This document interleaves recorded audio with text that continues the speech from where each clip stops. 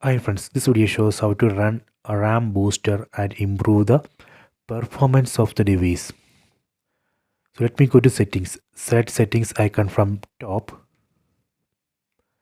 Then go down. Select account, storage and reset. Go to Jio memory manager.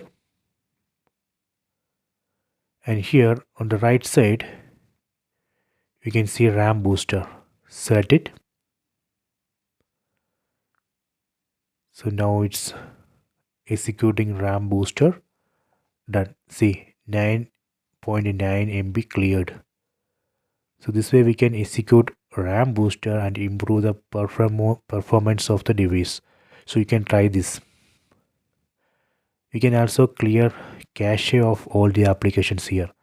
Just select this first option, automatic cleaner. So this will clear cache of all the applications. You can try these two. This will improve the performance of the device. I hope you have enjoyed this video. Please subscribe this channel. Please like and share the video.